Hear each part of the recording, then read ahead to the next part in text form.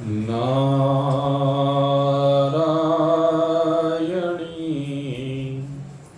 नमस्तुभ्यं महालक्ष्मी च विद्महे विष्णुपत्नी च धीमहि तन्नो लक्ष्मी प्रचोदयात्।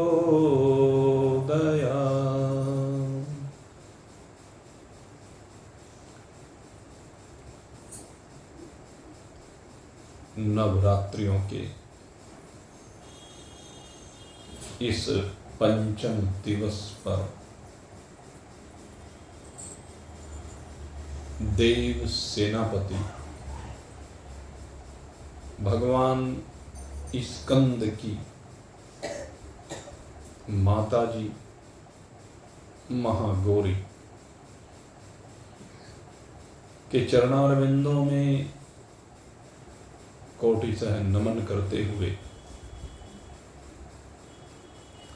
अमृत रस का पान करने हेतु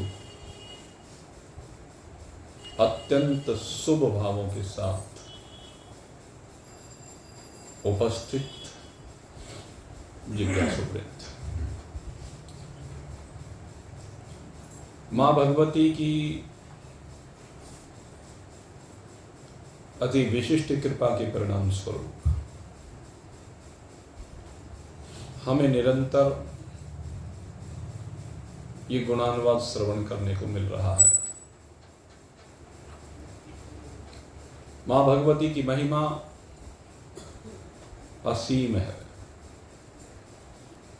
जिसे किसी भी प्रकार की सीमा में बांधा नहीं जा सकता, क्योंकि देश काल परिस्थितियों की सीमा में अनित्य को बांधा जा सकता है, नित्य को नहीं बांधा जा सकता। नित्य तत्व तो इन सब सीमाओं से परे है, क्योंकि नित्य तत्व अनंत है, नित्य तत्व अखंड है, नित्य तत्व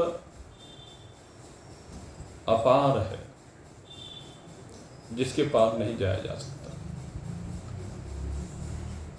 तो मेरे मित्रों, इस नित्य तत्व की ओर हम सभी नित्य ही अग्रसर हैं। इस नित्य तत्व में स्थिति के लिए नित्य ही प्रयासरत है। सब जानते हैं शरीर की यात्रा तो एक न एक दिन अवश्य सबकी परिपूर्ण होती है। परीक्षित जी ने बड़ा प्रयास किया कि किसी प्रकार से इस शरीर की यात्रा को रोक लो, इस शरीर को जाने से बचा लो। इसलिए 7 तलों वाला अर्थात 7 मंजिला एक कांच का भवन बनवाया, लेकिन उस 7 तलों वाले कांच के भवन में अंतरिक्ष में विराजमान होकर भी परीक्षित जी इस यात्रा को पूर्ण होने से बचा नहीं सके। चाहे कोई जीव इस धरा पर रहता हो, चाहे जल में रहता हो या अंतरिक्ष में रहता हो, ऐसा कोई प्राणी आज तक नहीं बना है जिसे शरीर को ना छोड़ना पड़ा। शरीर एक निश्चित समय के लिए पूर्व जन्म के अंतिम क्षणों में जो वासनाएं होती हैं, उन वासनाओं के कारण से ये शरीर हमें प्राप्त होता है। उसी दिन तय हो जाता है कि कितने समय तक ये शरीर रहेगा। इसलिए इस यात्रा को न कोई घटा सकता है न बढ़ा सकता है। लेकिन भले ही यात्रा को घटा बढ़ा ना सके, लेकिन इसकी परिस्थितियों को परिवर्तित कर सकता है। जो परिस्थितियां प्रारब्ध में मिली है, अगर पुरुषार्थ किया जाए तो पुरुषार्थ के द्वारा उन परिस्थितियों से बाहर आया जा सकता है। ये सबसे मुख्य बात है। और इसमें भी ये विशेषता केवल मनुष्य शरीर में, कि वो परिस्थितियों से बाहर निकल सके और परिस्थितियों से बाहर निकल करके अपनी इस यात्रा को सुखमय बना सके। और न केवल इस यात्रा को सुखमय बना सके, अपितु आगे के लिए चाहे तो अन्य शरीरों में अगर जाना है तो वहां की यात्राओं को भी सुखमय बना सकता है। और दूसरे अगर चाहे तो इन यात्राओं की इतिश्री भी कर सकता है, यात्राओं की सीमा से सदा सदा के लिए बाहर भी निकल सकता है। यही एक शरीर ऐसा है। इसीलिए इस शरीर में बारंबार कहा गया है कि आप पुरुषार्थ कीजिए। तेरे हाथ में पुरुषार्थ करना है, इसी शरीर में दिया। अन्य जिस भी शरीर में बैठ करके जब तू यात्रा करता है, पहले की या आगे करे, तो वहां असमर्थता है, वहां तुझे ये शक्ति नहीं मिलेगी कि तू उन शरीरों में बैठ करके पुरुषार्थ कर सके। इसलिए कहते हैं कि इस शरीर में बैठ करके हमें पुरुषार्थ करना चाहिए। नित्य है महान पुरुषों की शरण में बैठ करके जिनको सत्संग श्रवण करने को मिल जाता है, इससे बड़ा पुरुषार्थ संसार में और कुछ नहीं कहा गया। सत्संग की महिमा सर्वाधिक कही गई। इसीलिए जो माँ भगवती का स्वरूप नवधा भक्ति है, उस नवधा भक्ति के स्वरूप में सबसे पहली बात यही कही गई, प्रथम भगति संतन कर संग। पहली जो भक्ति है वो महान पुरुषों का सत्संग है। और सत्संग भी कौन सा? कहते हैं जो वेदांत में सत्संग है, जहां पर 3 विषयों के ऊपर चर्चा होती है।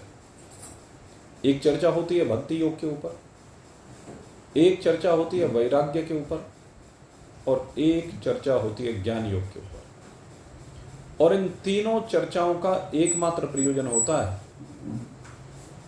कि समस्त लौकिक व्यवहारिक सीमाओं से बाहर निकल करके अपने स्वरूप में स्थिति हो जाए, अपनी अजरता, अमरता, अविनाशिता को जान करके इन सब लौकिक और व्यवहारिक प्रपंचों की सीमा से बाहर निकल जाए। तो मेरे मित्रों, जब भगवान ने दिव्य शरीर हमें प्रदान किया है तो हमें प्रयास करना चाहिए। शरीर जाए या रहे, इससे हमारे ऊपर कोई फर्क नहीं पड़ना चाहिए। एक दिन तो जाएगा ही। अब कितने समय रहे या कितने समय ना रहे, क्या फर्क पड़ता है? फर्क सिर्फ इस बात से पड़ता है कि इस शरीर के रहते रहते क्या तू शरीर की सीमाओं से अपने आप को बाहर निकाल पाया है, या तू जकड़ा पड़ा है, बंधनों में बंधा पड़ा है। पंच कोशों के बंधन में जो तू जकड़ा पड़ा है, क्या तू अपने आप को इन पंच कोशों के बंधन से बाहर निकाल पाया है? विचार करने का विषय यह है। ये जो पंच कोश हैं, पहले स्थूल रूप में तुझे बांधने वाले होते हैं। ये पहला जो कोश होता है, ये अन्नमय कोश होता है। अन्नमय कोश से तात्पर्य इस स्थूल शरीर से, स्थूल शरीर जो अन्न से ही उत्पन्न होता है, अन्न से ही पोषित होता है, और अन्न रूप ही होकर के इसकी इतिश्री हो जाती है। इस शरीर में जो भी कुछ है वह अन्न रूप है। इसीलिए कहीं कहीं पर अन्न को ब्रह्म भी कहा गया है। अन्नाद वै ब्रह्म ब्रवीत, अन्न को ब्रह्म कहकर के संबोधित किया गया है, क्योंकि अन्न के अंदर जो पोषण की शक्ति है वो ब्रह्म की शक्ति है। और ये शक्ति कौन है? ये मां भगवती है। या देवी सर्वभूतेषु अन्न रूपेण संस्थिता, नमस्तस्यै नमस्तस्यै नमस्तस्यै नमो नमः। वो देवी जो सबको अन्न के रूप में विराजमान होकर के अपने आप को ही अन्न रूप बना करके सारे जगत को पोषित करती है, उस देवी को हम नमस्कार करते हैं। ये अन्न का भाव है। तो अन्न में एक परमात्मा को देखना, एक परमात्मा की शक्ति को देखना। अन्न परमात्मा से विलग कुछ भी नहीं है। जब अन्न परमात्मा से विलग कुछ नहीं है तो अन्न से जिस चीज का निर्माण हुआ है, अर्थात ये शरीर, ये भी परमात्मा रूप ही है। इस शरीर की वास्तविकता परमात्मा से विलग कुछ भी नहीं है। जो इस वास्तविकता को समझ जाता है वह इस कोष से बाहर निकल जाता है, वह इस खोल से बाहर निकल जाता है, वह अन्नमय कोष के पर्दे से बाहर निकल जाता है। क्योंकि अभी तक अन्न को वह भोग की वस्तु समझ रहा था, लेकिन जब मालूम होता है कि अन्न ब्रह्म स्वरूप है तो ये भोग नहीं योग बन जाता है।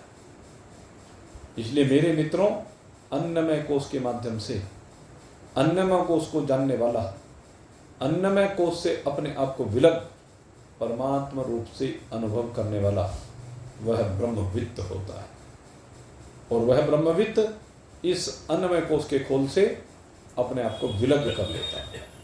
किसी भी प्रकार से अन्न के बंधन में बंधा हुआ नहीं रहता है। वह अन्न के द्वारा किसी भी प्रकार की शरीर की तुष्टि पुष्टि नहीं करना चाहता है। वह अन्न को ग्रहण करता है तो ये समझ करके ग्रहण करता है कि मां भगवती की शक्ति इस शरीर को चलाने के लिए अन्न के रूप में विराजमान हो रही है, और ये अन्न इस शरीर को पोषण करके इस शरीर को शक्ति प्रदान करता है, ऊर्जा प्रदान करता है, जिससे ये शरीर अपनी प्रारब्ध की यात्रा को आगे बढ़ाता रहता है। तो इस प्रकार से अन्नमय कोष की स्थिति को जान करके अन्नमय कोष की सीमाओं से बाहर निकल करके अपने में विराजमान हो जाता है। इसके बाद बारी आती है प्राणमय कोष की। ये जो प्राणमय कोष है, ये प्राणमय कोष जो सारे जगत का प्राण है, जो सबको संजीवनी शक्ति प्रदान करता है। ये प्राणमय कोष जो इन कर्मेंद्रियों के द्वारा, शरीरस्थ जो कर्मेंद्रियां हैं, इनके द्वारा समस्त क्रियाओं को कराने वाला होता है। जो रजोगुण से संयुक्त होता है, मां भगवती जब अपने आप में रजोगुण की कल्पना करती है तो रजोगुण की कल्पना करके वो समस्त जगत को प्राण प्रदान करती है, समस्त जगत को संजीवनी शक्ति प्रदान करती है। ये प्राण अगर यदि देखा जाए तो ये भगवान शंकर का स्वरूप भी कहलाता है। इसीलिए प्राणों के जो देवता हैं वो 11 रुद्र कहे गए। 11 रूप में रुद्र प्राण बन करके इस शरीर में संचरित होते हैं। ये 11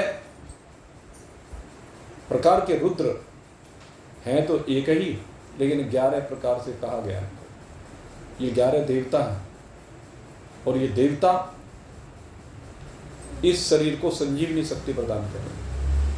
अगर यदि इन रुद्र की शरण में जाया जाए तो कहते हैं ये मृत्यु के मुख से बाहर नहीं जाते। कहते हैं प्राणों के आवागमन से जन्म और मृत्यु जो माना जा रहा है, रुद्र ये इस आवागमन के चक्र से मुक्त कर देते हैं। और वो कहते हैं तेरे में मृत्यु नाम की चीज है ही नहीं।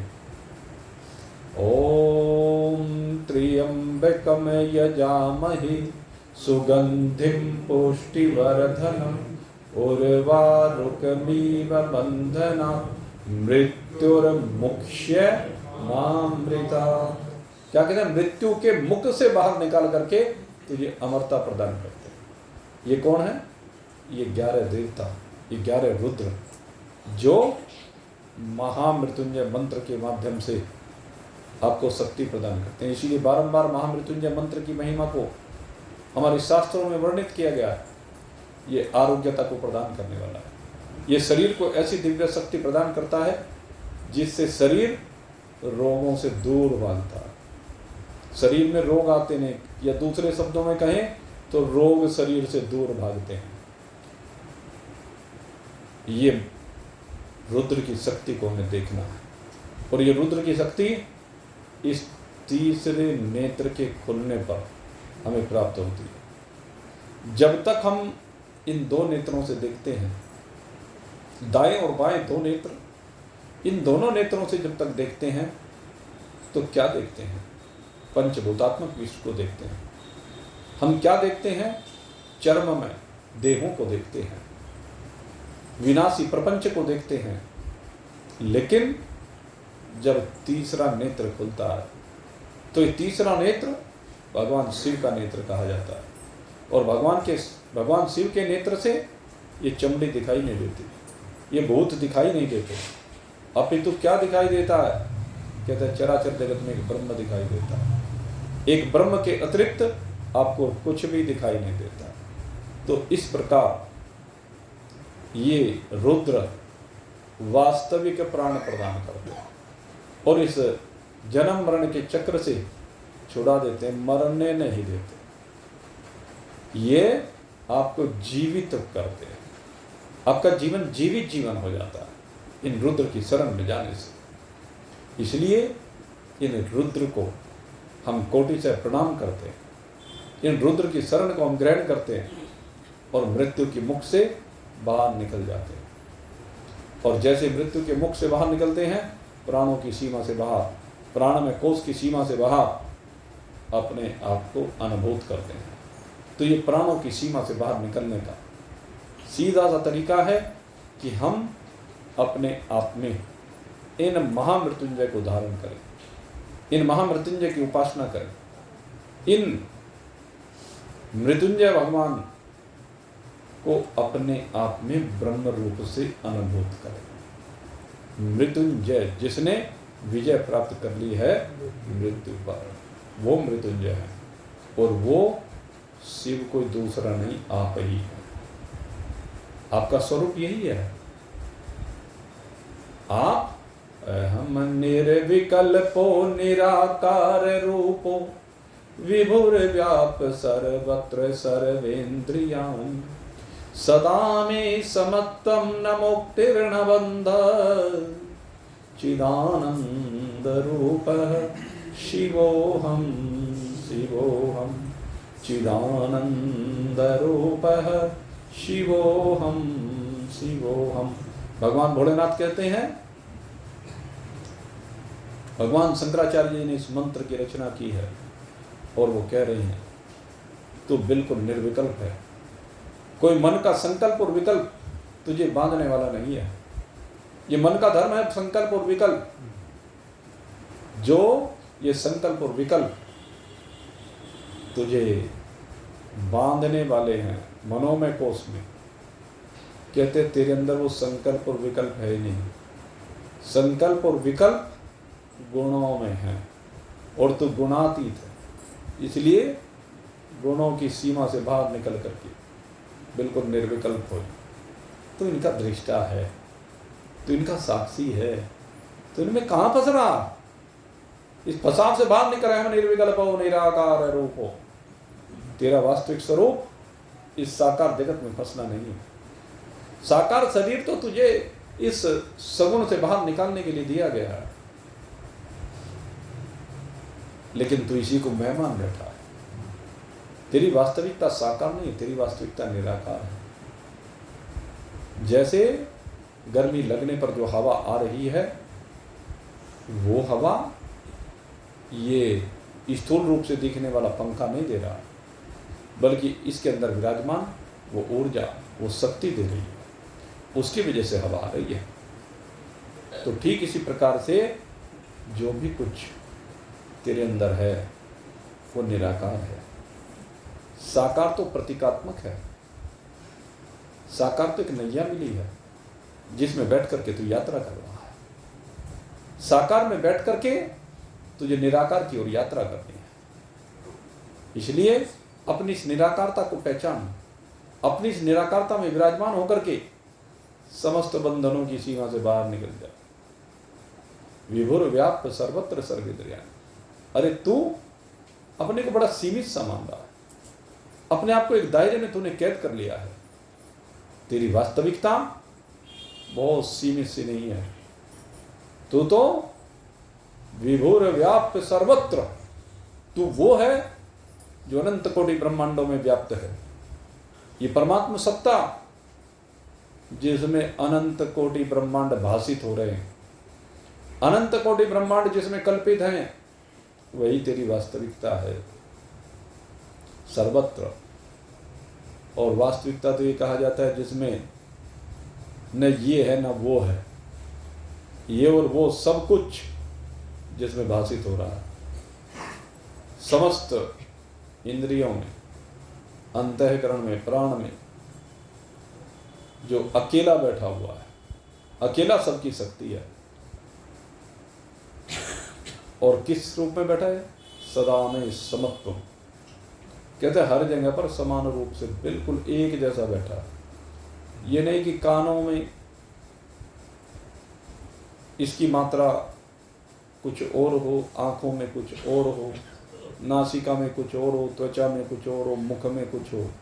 नहीं, ये तो इंस्ट्रूमेंट अपने अपने धर्मों में लगे हुए हैं, लेकिन इनके अंदर विराजमान परमात्मा सदा एक जैसा, एक रस है। उसमें किसी भी प्रकार से कोई भी परिवर्तन नहीं होता, वो सदा बिल्कुल एक जैसा है।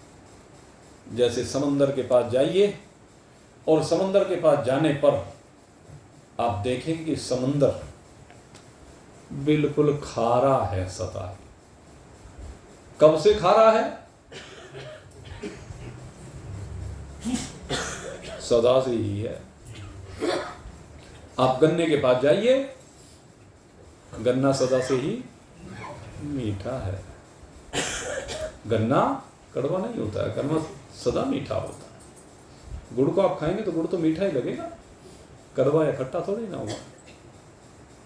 तो इसी प्रकार से ये परमात्मा सदा एक जैसा है, एक रस है, मधुर से मधुर है, मधुरतम,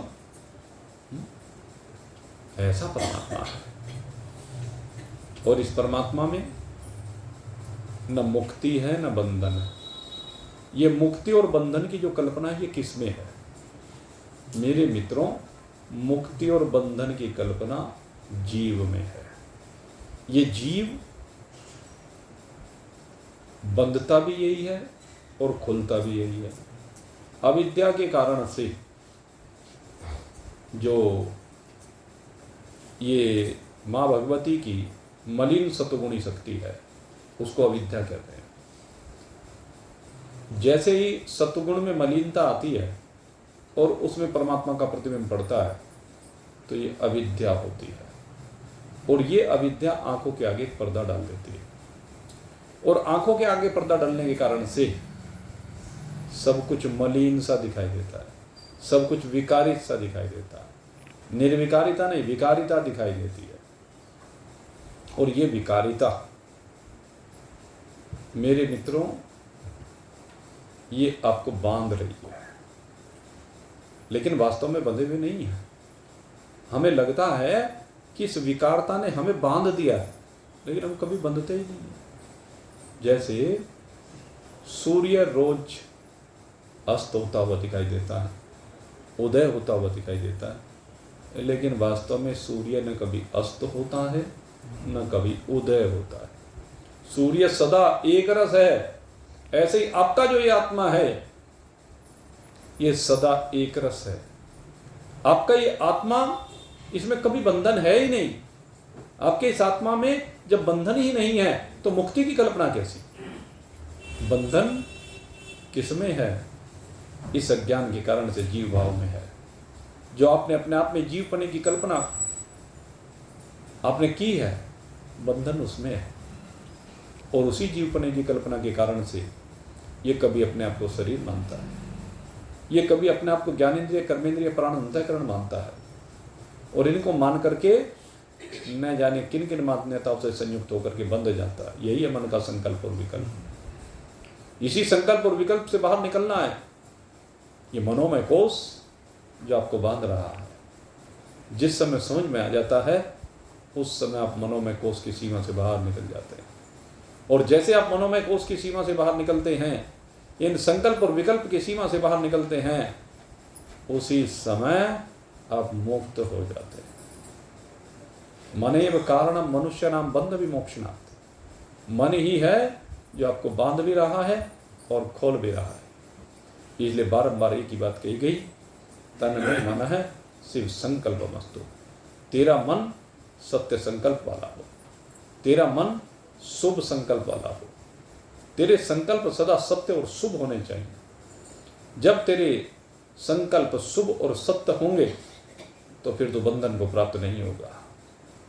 जब तेरे संकल्प विकारी तो हो जाते हैं, जब तेरे संकल्प अपने में से बाहर निकल करके दूसरे की ओर बढ़ते हैं, तभी तो बंधन में आता है। इसलिए अपनी इस वास्तविकता को समझने की आवश्यकता है, और इस वास्तविकता को समझ करके इस मनोमय कोष के बंधन को काट देना है। सबसे प्रबल बंधन यही है मेरे मित्रों, इसने सबको बांध रखा है। काल कर्म स्वभाव गुण घेरा, फेरत जीव माया कर प्रेरा। कभी ये काल के द्वारा बांधता है, कभी ये कर्म के द्वारा बांधता है, कभी ये स्वभाव के द्वारा बांधता है। और सबसे बड़ा बंधन मेरे मित्रों स्वभाव का बंधन है। ये जो स्वभाव का बंधन है ये मन परोसता है। हमने जो तरह तरह की आदतें बना ली है ना, और उन आदतों को बनाकर उनके वशीभूत होकर के हम इन आदतों में बंधे पड़े, इन आदतों के कारण बंधे पड़े हैं संसार में, और बारंबार दुख पर दुख उठाते चले जाते हैं। इन आदतों को बदलना है, इन आदतों में परिवर्तन लाना है। ये आदतें ही बदलने के लिए सत्संग होता है। सत्संग क्या है? सत्संग हमारे गुरुदेव कहा करते थे, एक भूल सुधार आंदोलन है। हमने अपने आप में जो कल्पना कर ली है, हमने अपनी जो मान्यताएं सेट कर ली हैं, वो भूल से की है। उस भूल को सुधार लो। जिस दिन आप भूल को सुधार लेंगे, उसी दिन आपका जीवन आनंदमय हो जाएगा। आपका जीवन में जो दुख है वो क्यों है? क्योंकि भूले हुए हो, अपने आप को भूल गए हो। कभी अपने को जन्मने वाला मान रहे हो, कभी अपने आप को मरने वाला मान रहे हो, कभी इस संसार में, परिवार में न जाने किन किन संबंधों को कल्प के अपने आप को पता नहीं क्या क्या मान रहे हो। कल आपको बता देता कौन कौन से संबंध, ये संबंध वाले मान करके बांधे जा रहे हो, और इतना जकड़ लिया है रस्सियों में आपने अपने आप को कि बस भाई वो बंधन खोलने भारी हो गए। अरे मेरे मित्रों, काटो एक एक करके इन बंधनों को, अपनी मान्यताओं को काटो, अपनी आदतों को बदलो।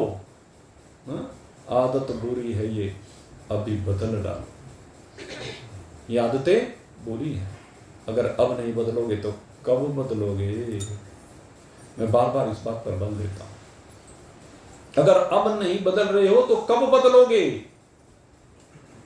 बदलना पड़ेगा आपको।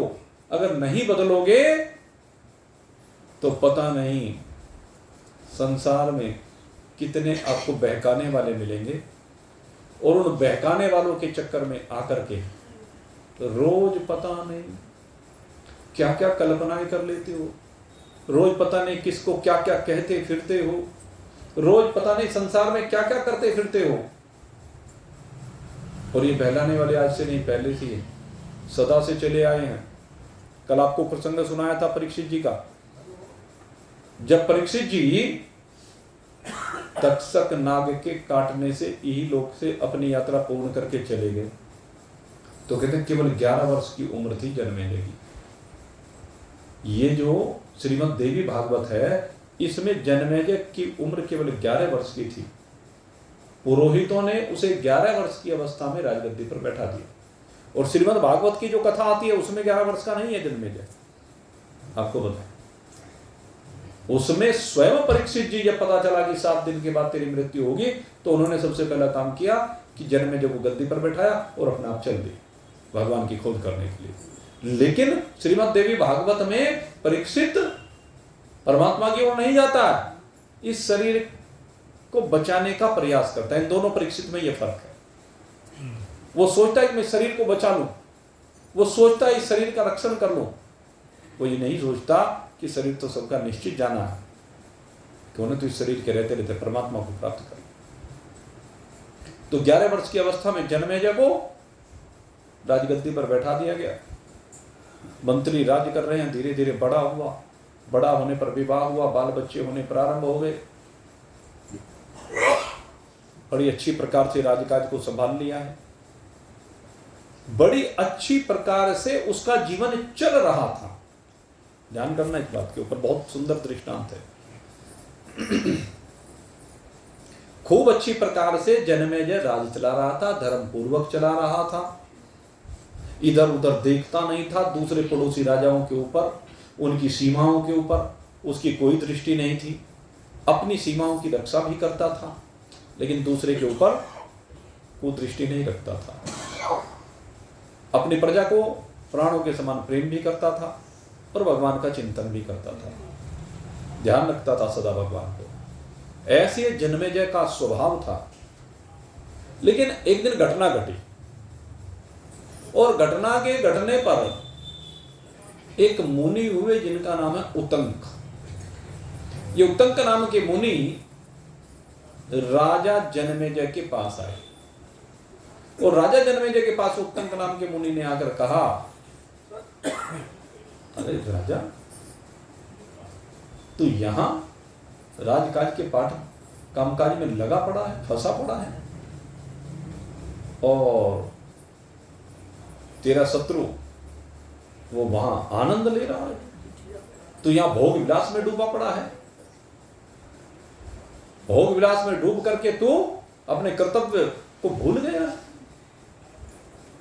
उसने कहा, मुनि आप कौन हैं, बताइए, या क्यों आगमन हुआ है। कहने लगे, मैं तुझे कुछ बताने आया हूं, और अगर यदि मेरी बात का विश्वास ना हो तो अपने कुल पुरोहित कृपाचार्य जी से पूछ लो। ये तो सबसे विवृद्ध हैं, जानते हैं, इतिहास को जानते हैं।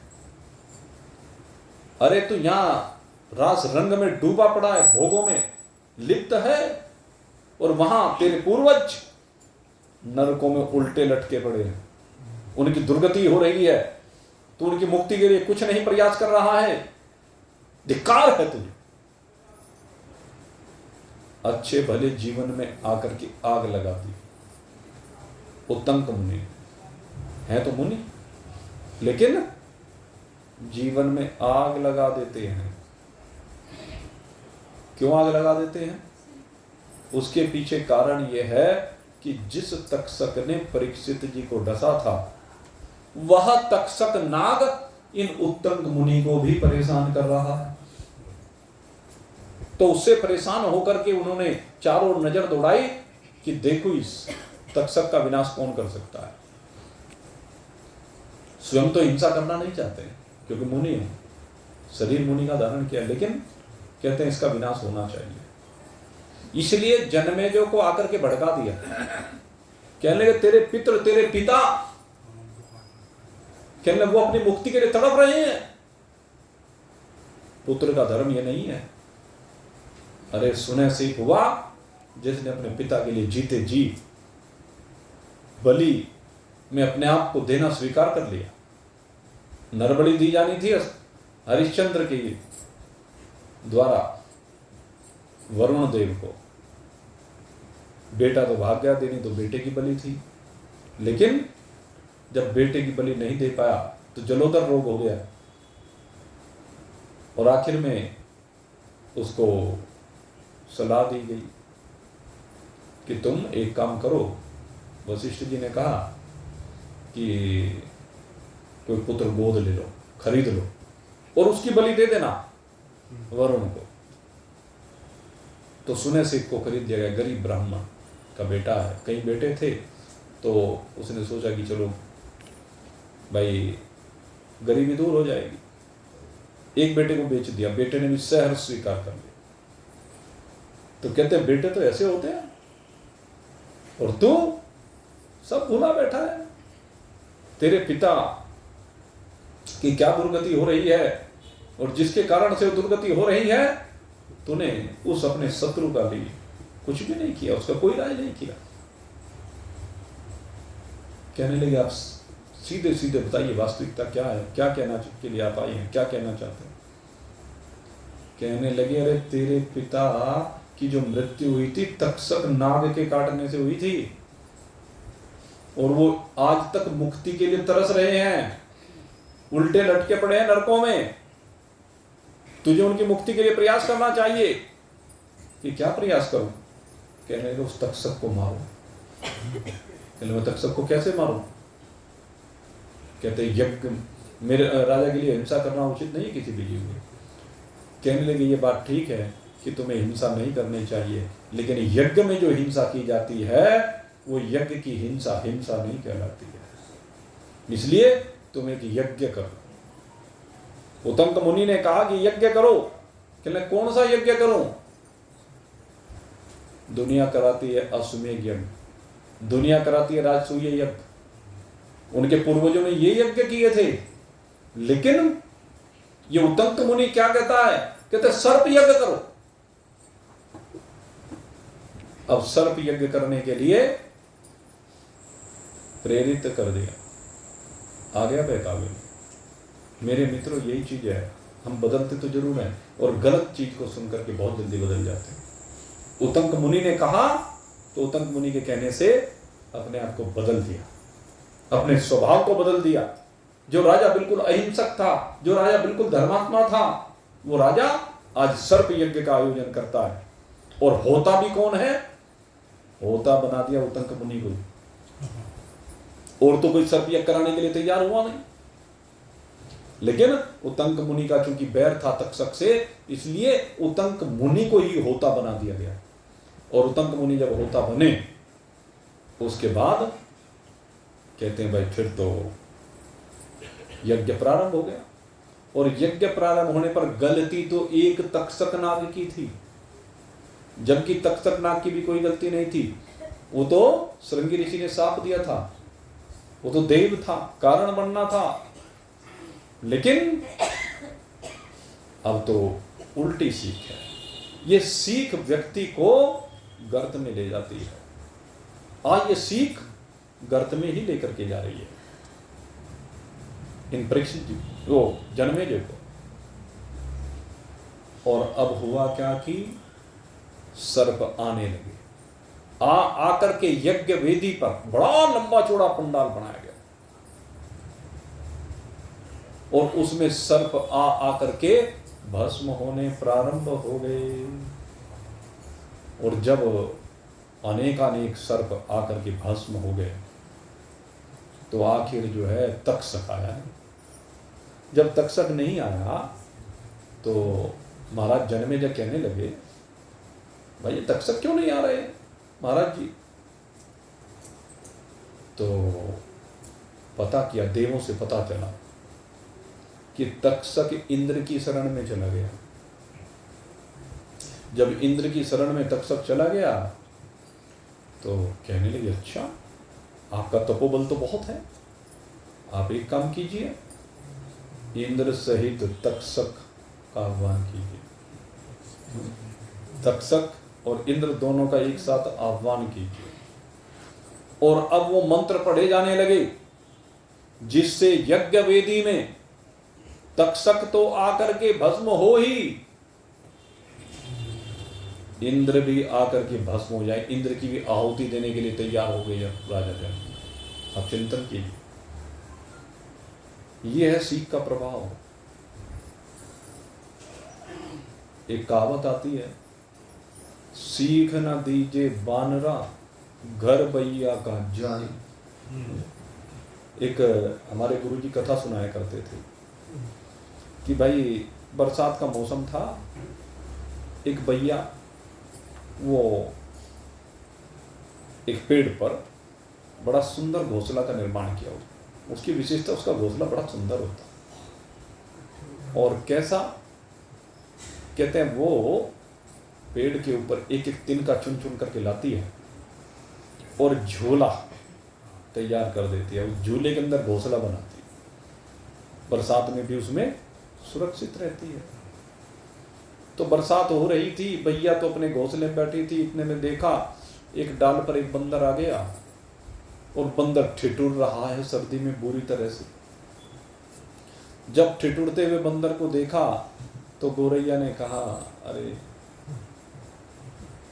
भैया देखो, तुम इतने बड़े शरीर को धारण करने वाले, और देखो मैं तो एक छोटी सी पक्षी, एक एक तिनका ला करके मैंने देखो अपने लिए बरसात से बचने के लिए घोंसला तैयार कर लिया। तुम भी अपने रहने के लिए कोई जगह तैयार कर लो ना। इस बरसात से पिंड छूट जाएगा, इस ठंड से पिंड छूट जाएगा। ठंड में आदमी तड़प तड़प करके मर जाता है, उससे पिंड छूट जाएगा। कि अच्छा, बड़ी आई हमें उपदेश देने वाली, गुरु बनती है हमारी, तेरी ऐसी की तैसी। और जो घोंसला उसने बनाया था बेचारी भैया ने, अब तोड़ फोड़ कर दिया। अब वो बेचारी भैया भी, अब वो भी परेशान।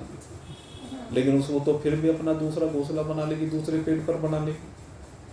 लेकिन ये जो कहावत है, सीख न दीजे बानरा घर भैया का, तो भाई जो मूर्ख लोग होते हैं, जो बहकावे में आने वाले लोग होते हैं, उन्हें अच्छी बात भी बुरी लगती है। क्योंकि अब तो भूत सवार है कि तक्षक की आहुति देनी है, और तक्षक अगर इंद्र की शरण में चला गया है तो अब इंद्र की आहुति दे दो, फिर देखे कौन बचाएगा। स इंद्र, उसका आह्वान करो। मंत्र पढ़े जाने लगे, इंद्र का सिंहासन डोलने लगा। इंद्र का सिंहासन जो स्वर्ग के सिंहासन पर बैठा हुआ, कितना शक्तिशाली इंद्र, लेकिन मंत्रों में इतनी शक्ति है कि उन शक्ति के प्रभाव से इंद्र जो है वहां से उसका सिंहासन नीचे आना प्रारंभ हो गया। और जैसे वो सिंहासन नीचे आना प्रारंभ हुआ, सब देवताओं में खलबली मच गई। और उस समय कहते हैं आस्तिक को भेजा गया। आस्तिक को भेजा गया महाराज जनमेजय को समझाने के लिए। आस्तिक आए हैं यज्ञ में, आस्तिक को उठ करके प्रणाम किया है और कहने लगे, कहिए महाराज कैसे आत्मा हो, बैठिए। बड़े सुंदर सिंहासन पर विराजमान किया, बड़ा आदर सत्कार किया आस्तिक का। आस्तिक ने कहा, भैया क्या कर रहे हो? कि उस तक्षक ने मेरे पिता को डसा है, मुझे उस तक्षक को छोड़ना है, इसलिए सर्प यज्ञ का आयोजन किया। कहने लगे, दोषी एक सर्प, और वो भी कैसे दोषी? कि तो उसने क्या किया है? उसको तो जो भूमिका दी गई उस भूमिका का उसने पालन किया। तुम जानते हो कथा को? अरे श्रृंगी ऋषि ने ऐसे ऐसे साप दिया उनको, तुम्हारे पिता गलती करके आए थे, और गलती भी एक बहाना है, तुम्हारे पिता बड़े धर्मात्मा थे। ये तो समय आ गया था भाई, शरीरों का सबका समय निश्चित है, और इस शरीर के जाने का कोई ना कोई तरीका बनना ही है। इसलिए क्यों तक्षक को दोष दे रहे हो? इस मुनि के चक्कर में आकर, ये तुम्हारा मित्र नहीं, ये तुम्हारा शत्रु है। कहने लगे, क्या मतलब? कि मैं कह रहा हूं ये मित्र नहीं शत्रु है। कि कैसे? कहने लगे, तक्षक का और इसका झगड़ा है, ये तक्षक से बदला लेना चाहता है, और तक्षक से बदला लेने के चक्कर में ये तुम्हें माध्यम बना रहा है, तुम्हें माध्यम बना करके ये इस यज्ञ के अपना भला करना चाहता है, अपनी शत्रुता को निकालना चाहता है। लेकिन तुम क्यों इसके जाल में फंस रहे हो? अरे अगर अपने पिता की मुक्ति करानी है तो पिता की मुक्ति शास्त्रोक्त तरीके से कराओ। क्या तक्षक के मर जाने से तुम्हारे पिता मुक्त हो जाएंगे? जिन तुम्हारे पिता को सर्प ने डसा है, क्या इस तक्षक के मरने से तुम्हारे पिता की मुक्ति हो जाएगी? जरा चिंतन करो भाई। एक काम करो, एक लाइन बीच में और लगा लो, थोड़े थोड़े से आप लोग इधर को हो जाएं, दोनों लाइनें, और एक आप आगे आ जाओ, थोड़ा सा आगे से शुरू करो, तीसरी लाइन। ठीक है, आप भी थोड़ी थोड़ी से इधर को हो जाइए तो बीच में एक लाइन लग जाएगी। ठीक है, और आप लोग जो पीछे बैठे हैं थोड़े थोड़े से आगे हो जाइए आप लोग, उससे जो है सबको आगे को बैठो मिलके, फिर क्या जो पीछे आने वाले हैं उनको भी जगह मिलती रहेगी। हमारे गुरु जी कहा करते थे, तुम यहाँ पर जगह दोगे ना तो वो भगवान तुम्हें वहाँ पर जगह देगा अपने लोग, क्योंकि सत्संग में जो जगह देता है उसको भगवान के लोक में जगह मिलती है। और इसका सबसे बड़ा प्रमाण जो है निषाद के यहाँ जो केवट था ना वो है, उसने भगवान को अपनी नौका में बैठाया था, और जब भगवान को नौका में बैठाया था तो जब वापस आए ना तो भगवान उन्हें विमान में बैठा करके लेकर के गए अपने धाम में। ये विशेष था, इसलिए ये बातें ऐसी नहीं रहेगी। तो खैर आस्तिक ने आकर के समझाया कि अगर यदि अपने पिता की मुक्ति कराना चाहते हो तो तुम्हारे पिता की मुक्ति के लिए शास्त्रोक्त तरीके का उपयोग करो। ये जो तुमने इस उतंक मुनि की शत्रुता के कारण उससे द्रोह अपने मन में पैदा कर लिया, उस सीमा से बाहर निकले। बात समझ में आ गई। अब राजा समझदार था, कोई ऐसे अज्ञानी व्यक्ति तो था नहीं। तो आस्तिक जी के समझाने पर वो यज्ञ महाराज जन्मेजय ने बंद कर दिया। इंद्र की रक्षा हुई, तक्षक भी बच गया। और उसके बाद लेकिन परेशान हो गए बहुत बुरी तरह। उनके मन में एक भावना रही कि मेरे पिता का उद्धार कैसे हो, मेरे पिता नरकों में पड़े हुए, उनकी गति कैसे हो। कहते जिस कुल में जिन मेरे पिता के ऊपर भगवान श्री कृष्ण की कृपा हुई, गर्भ में ही जिनकी रक्षा स्वयं भगवान ने की और वो नरकों में पड़े हुए, तो महाराज जन्मेजय उनको लेकर के बड़े परेशान हुए। भगवान वेदव्यास जी के एक शिष्य जिनका नाम वैशंपायन, तो महाराज वैशंपायन जी के पास ये गए। महाराज वैशंपायन जी बड़े विद्वान हैं। आपको बताएं, 4 वेदों की जो संरचना भगवान वेदव्यास ने की, तो उन 4 वेदों में से एक वेद के मर्मज्ञ ज्ञाता ये वैशंपायन जी है। 4 ऋषि हैं। एक तो महर्षि जैमिनी है, एक महर्षि पैल है, और तीसरे ये वैशंपायन जी हैं, और चौथे वरुण नंदन सुमंतु हैं। ये 4 वेदों के विद्वान हुए हैं। भगवान वेदव्यास ने एक आचार्य बनाया, तो वैशंपायन जी। और ये एक 5वां वेद भगवान वेदव्यास जी ने, जो साधारण समझ वाले हैं, जो वेद की भाषा को नहीं समझ पाते, जो वेद पढ़ने के अधिकारी नहीं है। किस रूप में अधिकारी नहीं? मेरे मित्रों, वेद पढ़ने के अधिकारी कहे गए हैं, और उनके जो अधिकारी होते हैं वो कौन होते हैं? जिन्होंने वेद के 6 अंगों का अध्ययन किया हो, वो अधिकारी होते हैं। अब जिन्होंने उस चीज को नहीं पढ़ा है तो वेद की भाषा को समझ नहीं पाते। अब जैसे हमारे पंडित जी संस्कृत में मंत्र बोलते हैं, आप देखते हैं प्रारंभ में, अब उनके भाव हर व्यक्ति तो नहीं समझ पाता, बस सुन रहे हैं, यही है ना। तो आप जैसे उसके भाव नहीं समझ पाते, ऐसे वेद के भाव नहीं समझ पाते। अगर आपने व्याकरण का ज्ञान नहीं लिया है, शिक्षा प्राप्त नहीं की है, ज्योतिष नहीं पढ़ी है, निरुक्त छंद इनका अध्ययन नहीं किया है, कल्प का अध्ययन नहीं किया है, 6 वेद के अंग हैं, जो इन 6 को पढ़ता है, समझता है, गहराई में जाता है, उसी की समझ में वेद की भाषा आती है, वही विद्वान पंडित कहलाता है। तो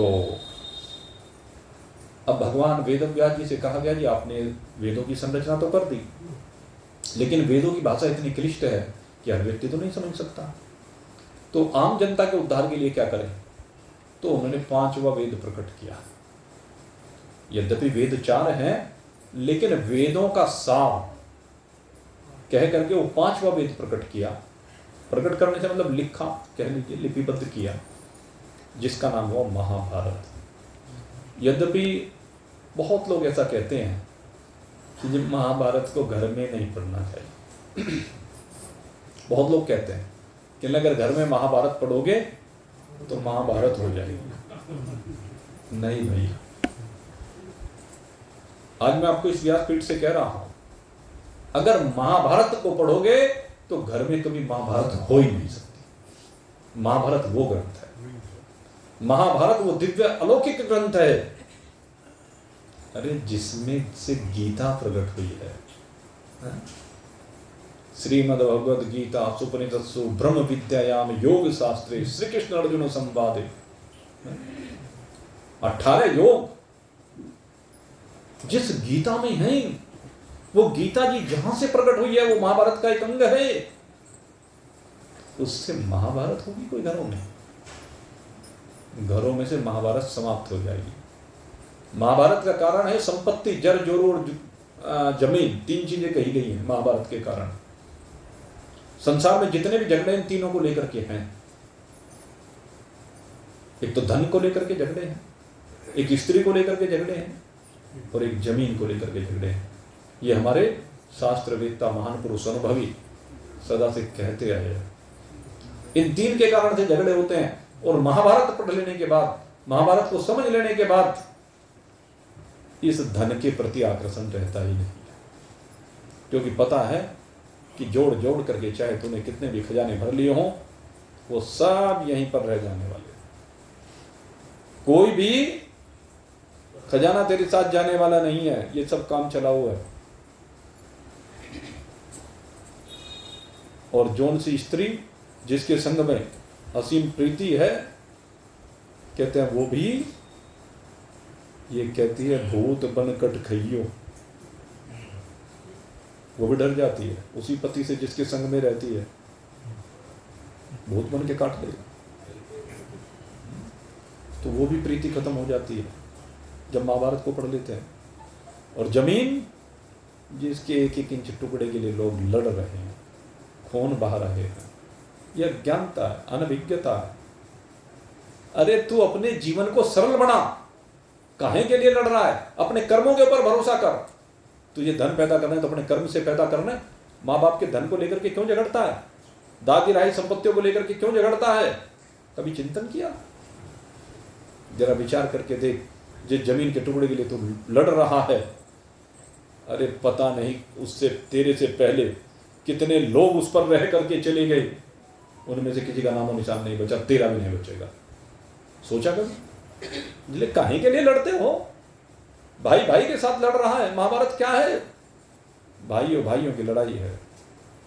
दुर्योधन कहता है कि युद्ध के बिना एक सुई की नोक के बराबर पे जमीन में नहीं दूंगा, अपनी छाती पे धर के ले गया। हाँ? इस महाभारत में तो मर गया ना। तो महाभारत ये प्रेरणा देती है कि जो सा दुर्योधन इतना अहंकारी था कि सुई के बराबर, नोक के बराबर भी जगह नहीं दूंगा, क्या हासिल हुआ उसका? किसके लिए? इस जमीन के टुकड़े के लिए, हस्तिनापुर के लिए, धन के लिए, वैभव के लिए। अरे मेरे मित्रों, ये सब ढल जाने वाला। 2 दिन की चांदनी है, फिर अंधेरी रात है। इसके बाद सब कुछ निवृत्त हो जाने वाला है, कुछ भी रहने वाला नहीं है। इसलिए क्यों झगड़ते हो? तो भगवान वेद व्यास जी ने इसीलिए महाभारत नाम का ग्रंथ प्रकट किया कि इसको साधारण समझ वाले भी पढ़ सके, समझ सके। बहुत साधारण भाषा है। अब गीता जी की भाषा देखिए। संस्कृत के जितने भी ग्रंथ हैं, बिल्कुल सामान्य से पढ़ा लिखा व्यक्ति अगर गीता जी को एक बार पढ़ना शुरू कर दे तो गीता की संस्कृत उसकी समझ में आ जाएगी, बिना जिसने संस्कृत नहीं भी पढ़ रखी है। बिल्कुल स्पष्ट है, नैनम छिंदन्ति शस्त्राणि। बताओ कौन इसके अर्थ को नहीं समझे? नैनम नहीं, छिंदन्ति छेद करता, शस्त्राणि कोई भी शस्त्र, इस आत्मा को कोई भी शस्त्र, नैनम दहति पावकः, तीन शब्द के अर्थ, नहीं जला सकता कोई भी पावक अग्नि इस देह को, इस आत्मा को। तो कितनी सरल भाषा। तो भगवान वेद व्यास जी ने बड़ी सरल भाषा में इस महाभारत को प्रकट किया। महाभारत को आप पढ़ के देखें। देवी भागवत की भाषा तो क्लिष्ट है, श्रीमद् भागवत की भाषा क्लिष्ट है। क्योंकि क्या हुआ था कि जब श्रीमद् भागवत की रचना कर रहे थे ना, तो गणपति बाबा को बुलाया गया था, और गणपति बाबा ने कहा था जहां रुक जाओगे वहीं उठ के चल दूंगा, तब लिखता हूं। तो बस व्यास जी ने एक काम कहा था, कहने लगे भाई एक काम करना, कि क्या? कहते हैं जो मैं बोलूं उसे समझ के लिखना। बस एक ही बात कही, जो बोलूं उसको समझ करके लिखना। अब भगवान वेद व्यास जी जो भी बोलते थे उसे समझ करके गणपति बाबा लिखते चले जाते थे। अब बीच बीच में क्या हुआ कि मान लीजिए कहीं, अब क्या है कि भाई लगातार गुणानुवाद कर रहे हैं, मान लीजिए भगवान वेद व्यास जी को भी लगा भाई कहीं बीच में अब थोड़े से आराम की आवश्यकता है, या भाई आगे कोई विषय सूझ नहीं रहा है, अभी दिमाग में नहीं आ रहा है। क्योंकि निरंतर नॉन स्टॉप आप चिंतन कीजिए, श्रीमद् भागवत की संरचना नॉन स्टॉप हुई है, बगैर सोए बगैर खाए पिए। और सुखदेव जी ने जो परीक्षित जी को सुनाई वो भी नॉन स्टॉप सुने। आपको बताएं, वो नॉन स्टॉप चली है कथा, बगैर कुछ खाए पिए, अनशन व्रत धारण कर लिया था परीक्षित जी ने। आप चिंतन करें तो क्या करते थे वेद व्यास जी, जब भी ऐसी बात लगती, कुछ दिमाग में नहीं आता विषय, तुरंत एक ऐसा क्लिष्ट सा श्लोक बोल देते कि बस गणपति बाबा को भी समझने में पूरा दिमाग लगाना पड़ता, और बस इतने में वो दूसरी रचना कर देते। तो इसलिए मैं कह रहा हूं श्रीमद् भागवत में भी बड़े क्लिष्ट श्लोक हैं, लेकिन ये महाभारत बहुत सरल है। और मैं कहता हूं सब पढ़ के देखो। मैंने जब महाभारत पढ़ी ना, सारी ग्रंथियां खुलती चली गई। आप लोग एक बार घर में पढ़ना शुरू तो करो। ये मोबाइल की बीमारी हाथ में लेकर के सारे दिन व्हाट्सएप, फेसबुक, पता नहीं क्या क्या, इसमें तो घुसे रहते हो।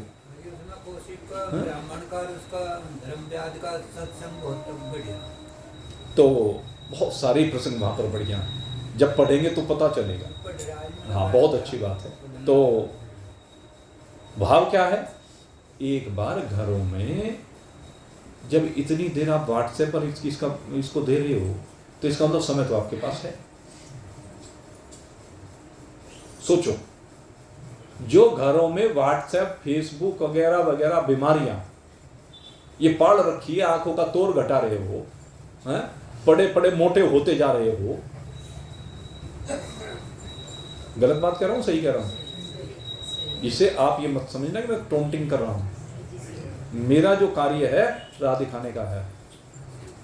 थोड़ी बहुत देर मैं भी देख लेता था, लेकिन मेरे को एक दिन ये बात लगी, अरे रात को यहाँ सत्संग से जाने के बाद एक बार ये होता है भाई, कभी किसी ने कोई मैसेज ना भेज रखो, कोई बात ना हो, तो उसे चला के देखें तो फिर वो बस फिर तो चलती रहे, टाइम का पता ही ना लगे, घंटों लग जाए।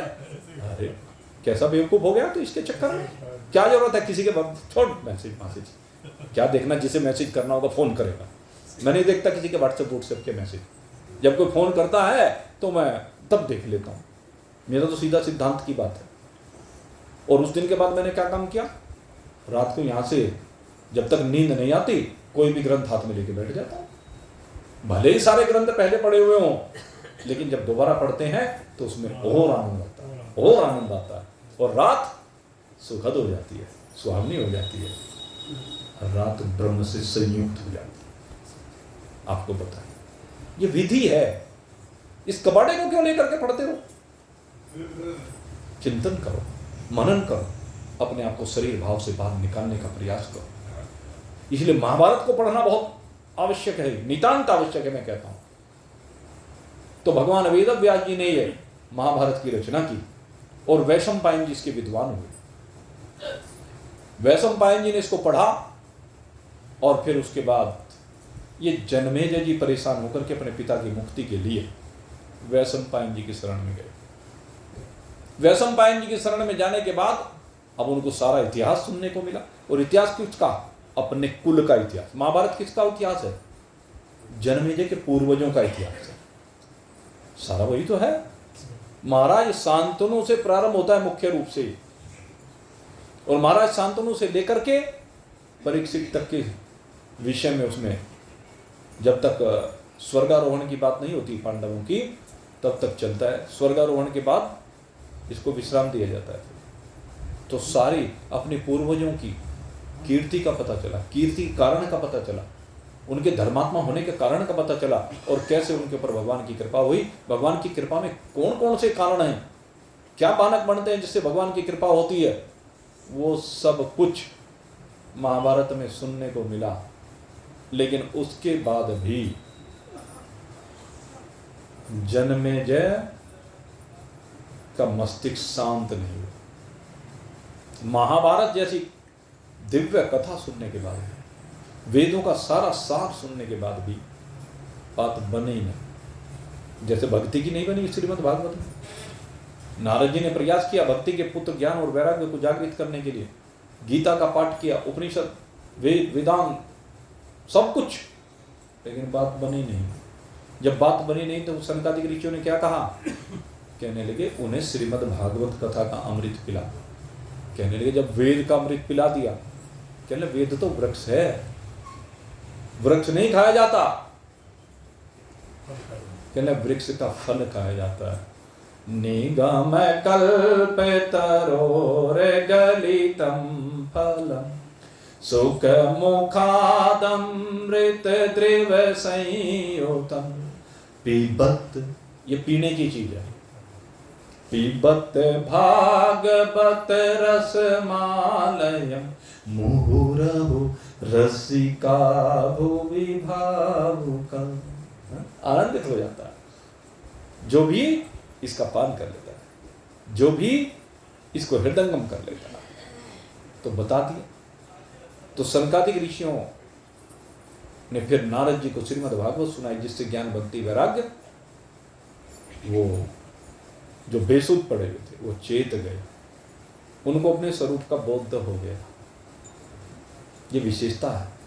तो यही बात, जब शांति नहीं मिली महाभारत सुनने के बाद भी, तो आखिर जन्मेजय गए भगवान वेदव्यास जी के शरण, और भगवान वेदव्यास जी के पास जाकर के उन्होंने प्रार्थना की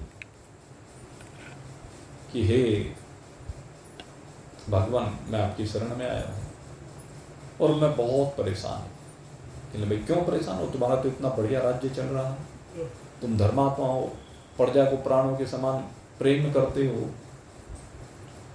कहने लगी वो बात सब ठीक है, लेकिन मैं अपने पिताश्री को लेकर के परेशान हूं।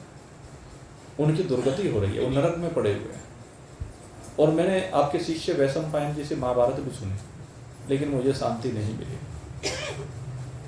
मैं चाहता हूं कि शांति मिले और मेरे पिताश्री उन नरकों से मुक्त हो जाए, नरकों की सीमा से बाहर निकल जाए। कहने लगे तुम्हारा विचार तो बहुत अच्छा है भाई, तुम्हें प्रयास करना भी चाहिए इसके लिए। तो क्या करूं?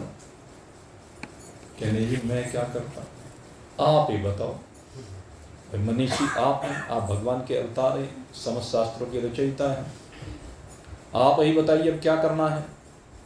तो जब भगवान वेदव्यास से कहा, तो भगवान वेदव्यास ने कहा कि भाई ये तो सारी की सारी शक्ति माँ भगवती के अंदर है कि वो तुम्हारे पिता को नरकों से बाहर निकाल सके। तुम्हारे पिता को नरक से बाहर निकालने की शक्ति केवल और केवल माँ भगवती में है, इसलिए उसी को पुकारो। कहने लगे पुकारूंगा, लेकिन कैसे पुकारूं? कहने लगे सबसे पहले एक माँ भगवती के दिव्य मंदिर का निर्माण कराओ। सबसे पहला क्या विषय है? माँ भगवती के दिव्य मंदिर का निर्माण कराओ। अब प्रेरित किया तो महाराजा जन्मेजय ने सबसे पहले इंद्रप्रस्थ में माँ भगवती के बड़े दिव्य मंदिर का निर्माण कराया। उससे माँ भगवती के प्रति उनकी श्रद्धा बनी और माँ भगवती के प्रति श्रद्धा बनने पर वो व्यास जी से प्रेरित होकर के फिर माँ को पुकारते हैं, माँ से प्रार्थना करते हैं, हे मातेश्वरी आइए, आप यहाँ मेरे घर में आकर के विराजमान हो जाइए। मेरा घर कौन सा? मेरा हृदय रूपी घर, इसमें आकर के आप विराजमान हो जाइए, जिससे मैं पापों से मुक्त हो सकूं, जिससे मैं अपने दायित्व को पूरा कर सकूं। इसलिए माँ से प्रार्थना करते हैं जन्मेजय। हमें भी प्रार्थना करनी चाहिए, हमें भी उस शक्ति का आह्वान करना चाहिए, हमें भी बुलाना चाहिए। और ये नवरात्र उसको बुलाने के सबसे श्रेष्ठ समय होता है, सबसे श्रेष्ठ दिन है नवरात्रों के। कहा गया है नवरात्रे पठेन नित्यम शारदीये अति भक्तितः। जो नवरात्रि में माँ भगवती के पाठ को करता है और विशेष रूप से शारदीय नवरात्रि भक्ति से संयुक्त होकर, तस्याः, मैं खोल करके बोल रहा हूँ, तस्याः उसको अंबिका, तस्याम्बिका तु संतुष्टा ददाति इच्छा अधिकम फलम। इस पर समझ गए हो? तस्याम्बिका तु संतुष्टा, उसके ऊपर वो अंबिके प्रसन्न हो जाती है और ददाति इच्छा अधिकम फलम, जितनी उसकी इच्छा होती है उससे भी अधिक फल को वो देने वाली है। जो भी हम चाहते हैं वो सब मिलता है, इसलिए उसको पुकारना चाहिए। लेकिन फुर्सत नहीं है पुकारने की। जब हमें पुकारने की फुर्सत नहीं तो उसे कहाँ से फुर्सत होगी तुम्हारे पास आने की? अगर चाहते हो कि उसे भी फुर्सत हो तो पहले तुम्हें फुर्सत होनी चाहिए, तुम्हारे पास समय होना चाहिए। इसलिए बुलाइए, समय है। कभी फुर्सत हो तो जगदम्बे निर्धन के घर भी आ जाना। कभी फुर्सत हो तो जगदम्बे निर्धन के घर भी आ जाना। जो रूखा सूखा दिया हमें माँ उसका भोग लगा जाना। जो रूखा सूखा दिया हमें माँ उसका भोग लगा जाना। कभी फुर्सत हो तो जगदम्बे निर्धन के घर भी आ जाना। कौन कह रहा है ये? राजा कह रहा। ऐसे दीन बनना पड़ता है। राजा दीन बना है, अपने को निर्धन कह रहा। वो कहा रहा है कि मेरे घर भी आ जाना, और कहता जब रूखा सूखा, जहां राजसी भोग हो, 56 भोग हो, वो कहता रूखा सूखा। इसलिए अहंकार नहीं होना चाहिए। इन भोगों का अहंकार नहीं, इस धन का अहंकार नहीं, इस मान सम्मान पद प्रतिष्ठा का अहंकार नहीं। ये भगवान ने दिया तो उपयोग करने के लिए दिया है। इसकी सीमा से बाहर निकलिए और अपने हृदय को समर्पित कीजिए। महान पुरुषों को निमंत्रण दीजिए, महान पुरुषों को बुलाइए। ये मत देखिए कि टूटा फूटा है घर, बैठाने के लिए उचित आसन नहीं है, सिंहासन नहीं है, घर में इस तरह का प्रबंध नहीं है कि उचित सेवा की जा सके, इन सब सीमाओं से बाहर निकलिए। सबरी ने बुलाया, उसने देखा क्या? सबरी जब पुकार रही थी भगवान को, रामा रामा रटते रटते बीती रे उमरिया, रघुकुल नंदन कब आओगे, भिलनी की डगरिया, भिलनी की डगरिया।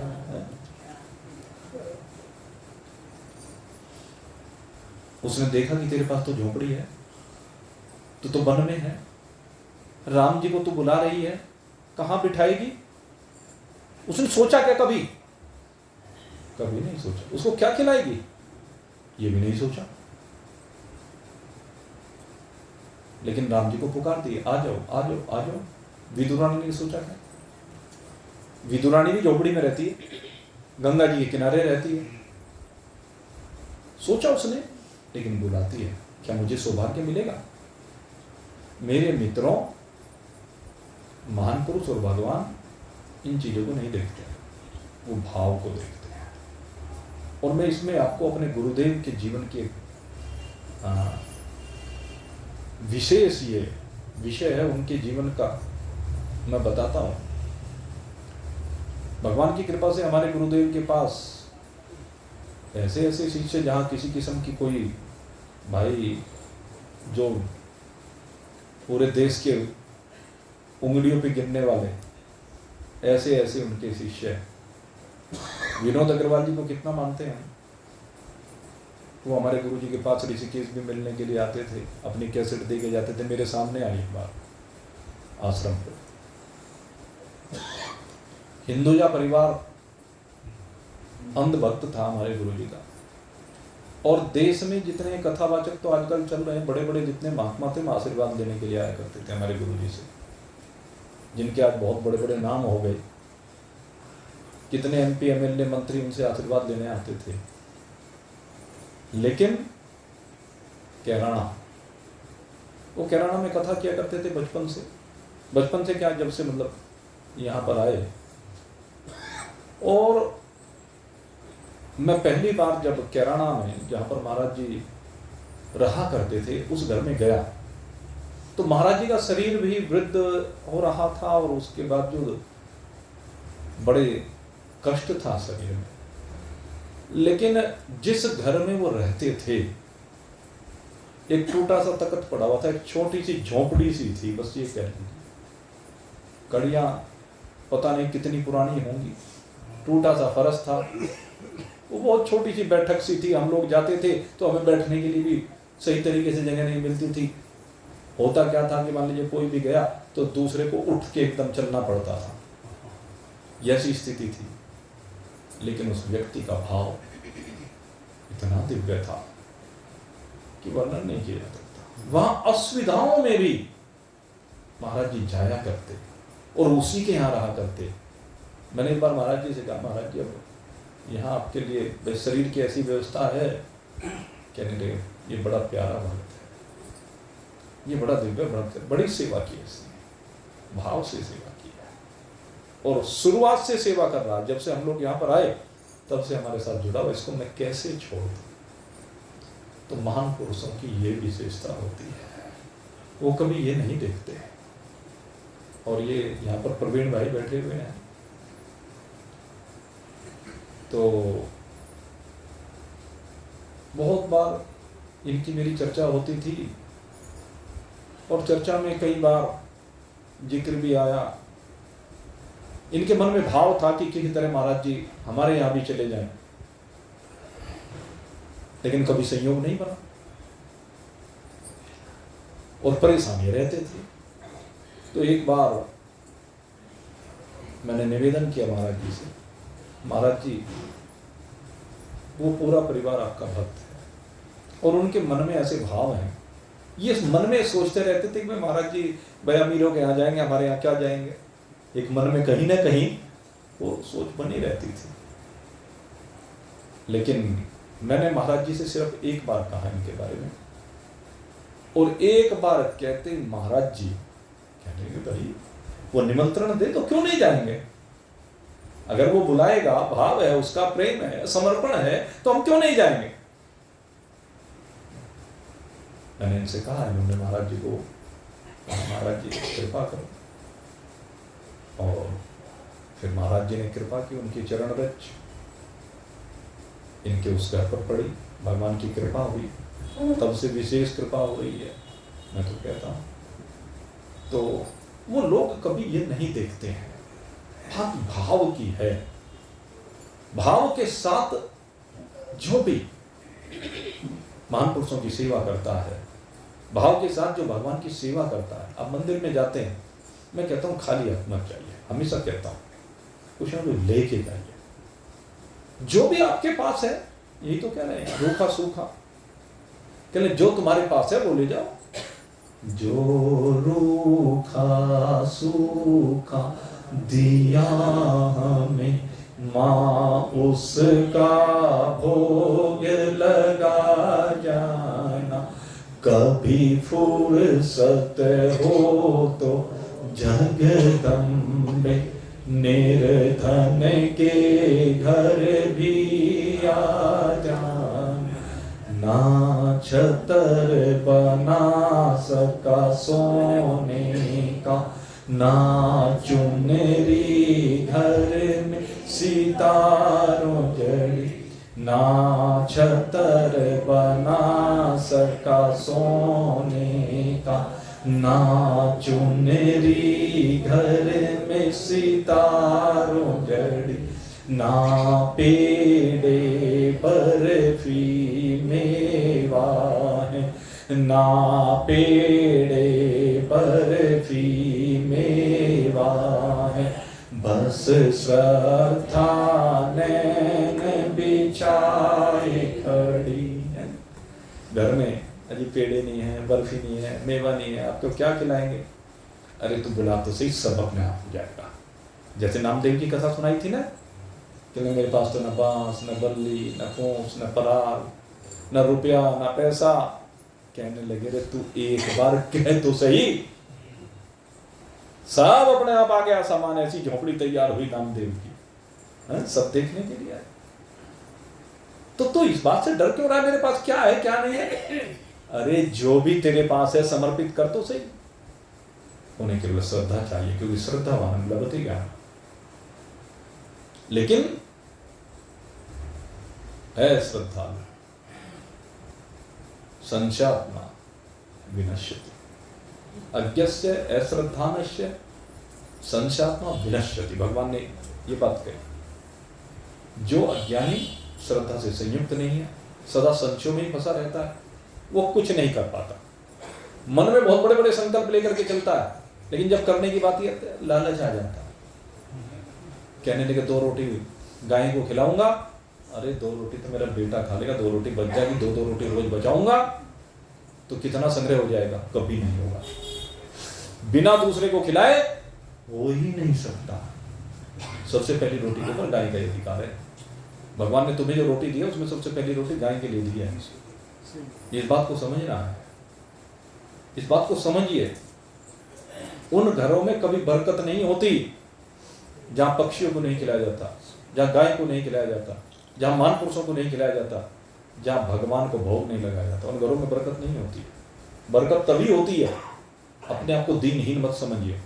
अरे जो भी दिया है उसी में से भोग लगाइए। भगवान ये थोड़े कहते कोई दूसरा, अरे जो तुम्हें प्रसाद दिया प्रसाद में से प्रसाद आप लगा दीजिए मुझे। हमारे गुरु जी कहा करते भीख में से भीख दे, तीनों लोग जीत ले। सीधी सी बात है। सुदामा ने क्या किया?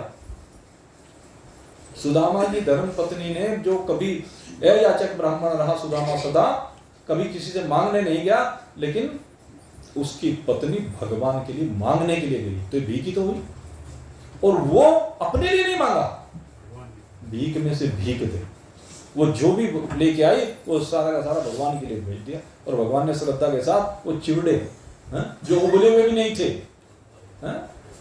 आप सोचिए, वो चिवड़े ऐसे ही भोग लगा दिया भगवान ने।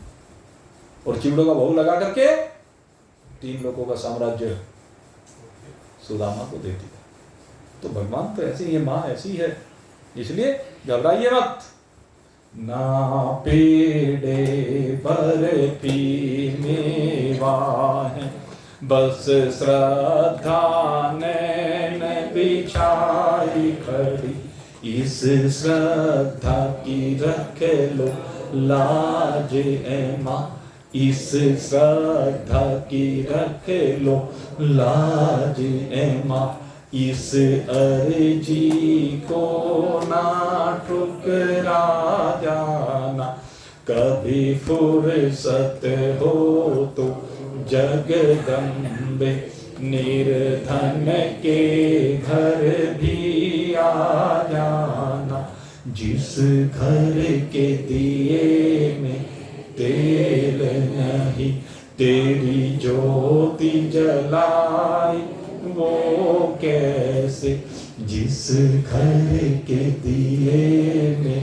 तेल नहीं, तेरी ज्योत जलाई वो कैसे, मेरा खुद ही बिछोना धरती पर, तेरी चौकी सजाऊं मैं, मेरा खुद ही बिछोना धरती पर, तेरी चौकी सजाऊं मैं कैसी, जहाँ मैं बैठा वहीं बैठे के माँ, जहाँ माँ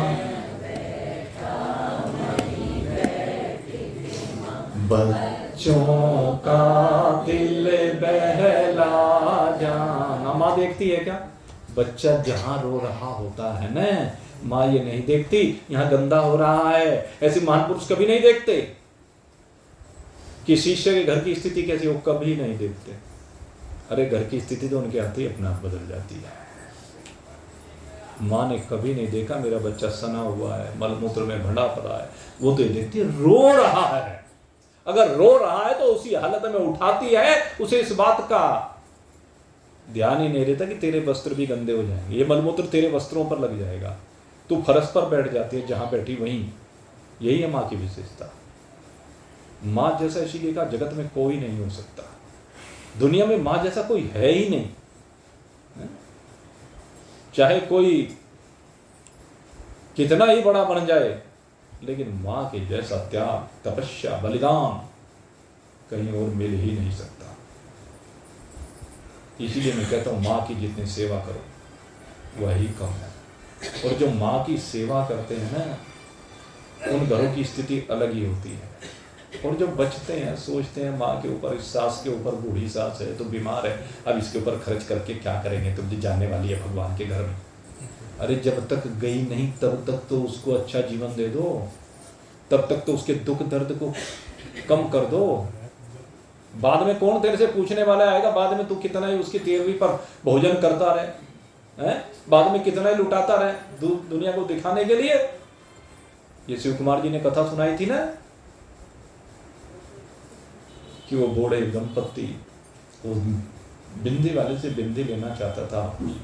कहने बुढ़िया इसकी अब बिंदी लगाने की उम्र है, तुम्हें शर्म नहीं आती 10 रुपए की बिंदी के लिए? उसको पता नहीं क्या क्या कहा।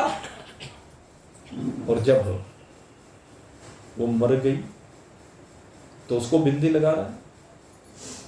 कहते कहना नहीं, खबरदार, अब इसको बिंदी लगाने की आवश्यकता नहीं है। जीती को तो लगा ही नहीं, अब लगाने मरी हुई को। जब तो तुम्हें पैसा दिखता था, अब लोगों को दिखाने के लिए।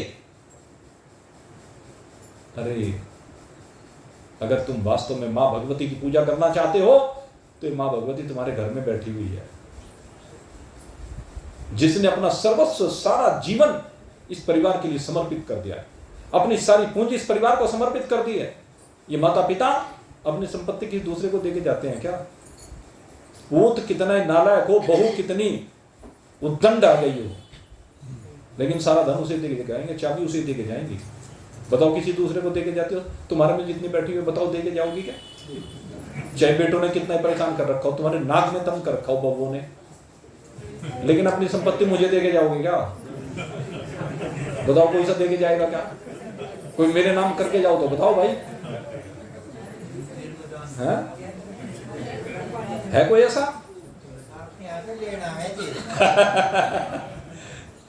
जो मैं यही तो कहता हूं, अरे जो है उसे दो, उनकी सेवा में लगाओ, उससे घटेगा नहीं बढ़ेगा। चीड़ी चोंच भर ले गई नदी न घटियो नी, परमारथ के कारणे तुलसी धरो सरी, संतन धरो शरीर। आप संती बन जाएंगे। आप गृहस्थ में रहते रहते संत है। संत की विशेषता यही तो है, जो सेवा करे, जो परमार्थ करे और दिल खोल करके करे, मरे हुए जी से नहीं।